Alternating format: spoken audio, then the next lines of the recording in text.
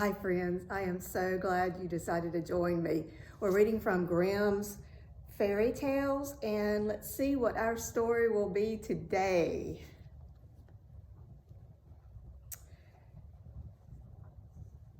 It's going to be the 12 Brothers.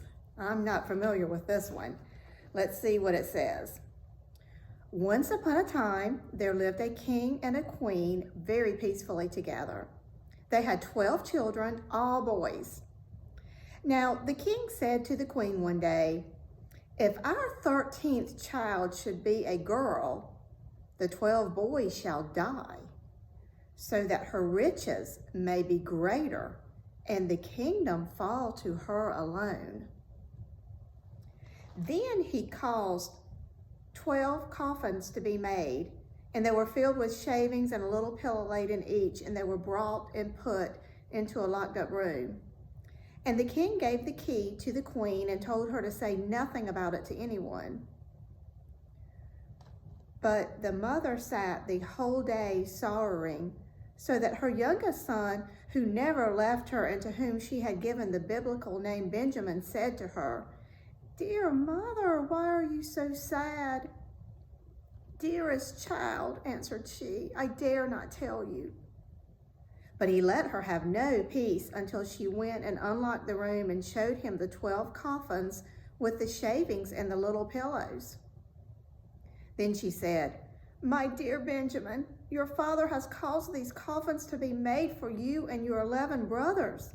And if I bring a little girl into the world, you are all to be put to death and buried therein." She wept as she spoke, and her little son comforted her and said, "Weep not, dear mother. We will save ourselves and go far away." Then she answered, "Yes, go with your 11 brothers out into the world, and let one of you always sit on the top of the highest tree that can be found, and keep watch upon the tower of this castle.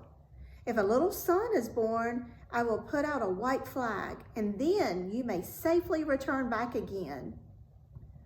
But if a little daughter, I will put out a red flag, and then flee away as fast as you can, and the dear God watch over you.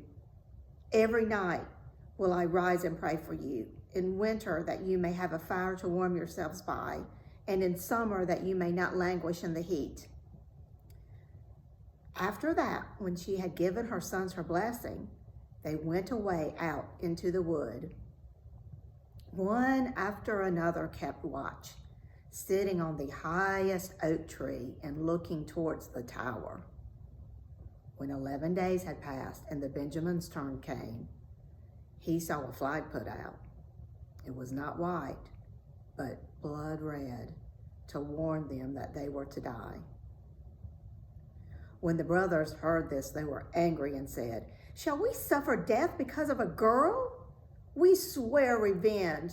Wherever we find a girl, we will shed her blood." Then they went deeper into the wood, and in the middle, where it was darkest, they found a little enchanted house standing empty. Then they said, "Here we will dwell, and you, Benjamin, the youngest and weakest, shall stay at home and keep house. We others will go abroad and find food." Then they went into the wood and caught hares, wild doves, birds, and pigeons, and whatever else is good to eat, and brought it to Benjamin for him to prepare and cook to satisfy their hunger. So they lived together in the little house for 10 years, and the time did not seem long. By this time, the queen's little daughter was growing up. She had a kind heart and a beautiful face and a golden star on her forehead. Once when there was a great wash, she saw among the clothes 12 shirts, and she asked her mother, "Whose are these? They are too small to be my father's." Then the mother answered with a sore heart, "Dear child, they belong to your 12 brothers." The little girl said, "Where are my 12 brothers? I have never even heard of them."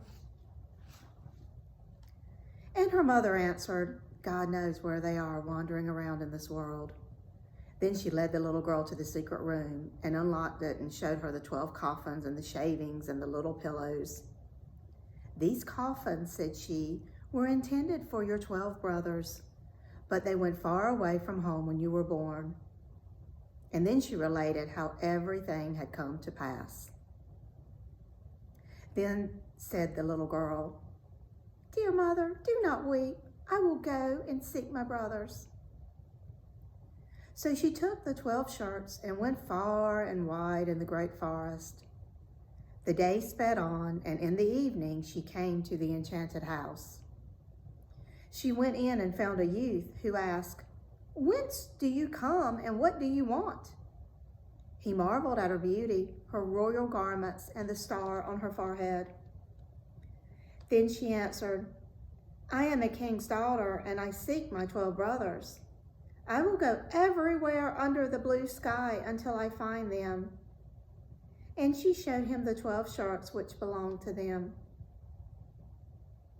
When Benjamin saw that it must be his sister, he said, "I am Benjamin, your youngest brother." And she began weeping for joy, and Benjamin also, and they kissed and cheered each other with great love. After a while he said, "Dear sister, there is still a hindrance.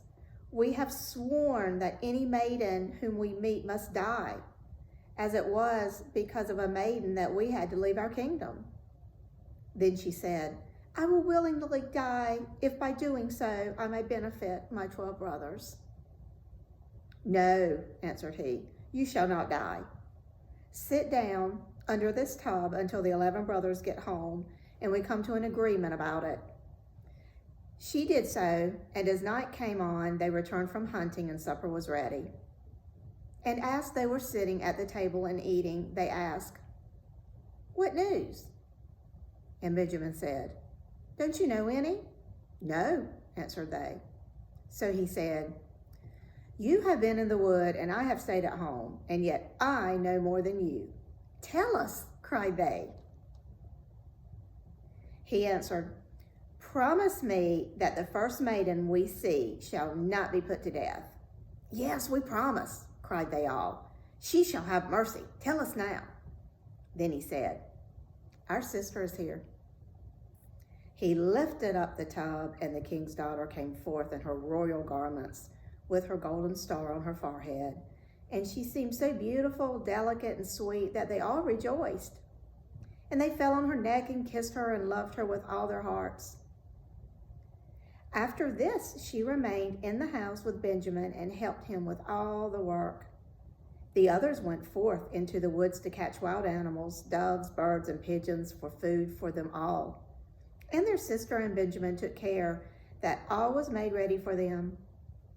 She fetched the wood for cooking and the vegetables and watched the pots on the fire, so that supper was always ready when the others came in. She also kept great order in the house, and the beds were always beautifully white and clean, and the brothers were contented and lived in unity. One day, the two got ready a fine feast, and when they were all assembled, they sat down and ate and drank and were full of joy. Now, there was a little garden belonging to the enchanted house, in which grew 12 lilies. The maiden, thinking to please her brothers, went out to gather the 12 flowers, meaning to give one to each as they sat and ate. But as she broke off the flowers, the brothers were changed into 12 ravens and flew over the wood far away. And the house with the garden also disappeared. The poor maiden stood alone in the wild wood. And as she was looking around her, she saw an old woman standing by her who said, "My child, what hast thou done? Why couldn't thou not leave the 12 flowers standing? They were thy 12 brothers who are all now changed to ravens forever." The maiden said, weeping, "Is there no means of setting them free?"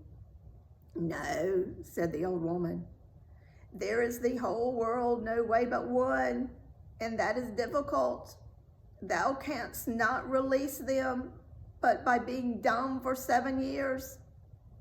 Thou must neither speak nor laugh, and were thou to speak one single word, and it wanted but 1 hour of the 7 years, all would be in vain. Thy brothers would perish because of that one word. Then the maiden said in her heart, I am quite sure that I can set my brothers free. And she went and saw a tall tree, climbed up and sat there spinning, and never, ever spoke or laughed.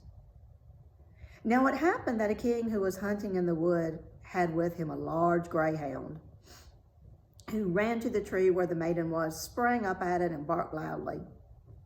Up came the king and saw the beautiful princess with a golden star on her forehead, and he was so charmed with her beauty that he prayed her to become his wife. She gave no answer, only a little nod of her head. Then he himself climbed the tree and brought her down, set her on his horse, and took her home. The wedding was held with great splendor and rejoicing, but the bride neither spoke nor laughed. After they had lived pleasantly together for a few years, the king's mother, who was a wicked woman, began to slander the young queen and said to the king, She is only a low beggar maid that you have taken to yourself. Who knows what mean tricks she is playing? Even if she really is dumb and cannot speak, she might at least laugh. Not to laugh is the sign of a bad conscience. At first the king would believe nothing of it. But the old woman talked so long and suggested so many bad things that he at last let himself be persuaded and condemned the queen to death. Now, a great fire was kindled in the courtyard, and she was to be burned in it. And the king stood above at the tall window and watched it all with weeping eyes, for he held her very dear.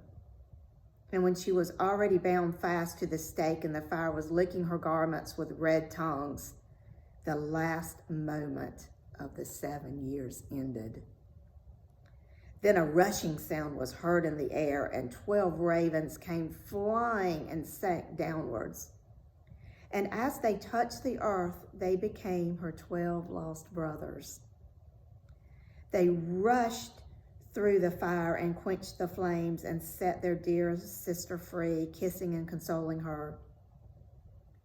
And now that her mouth was open and she might venture to speak, she told the king the reason of her dumbness and why she had never laughed. The king rejoiced when he heard of her innocence, and they all lived together in happiness until their death. But the wicked mother-in-law was unhappy and died miserably. The end. I hope you enjoyed that story, and I can't wait to see you next time. We will be reading again soon, and don't forget to smile at someone. You will make their day more than you ever could imagine. Take care.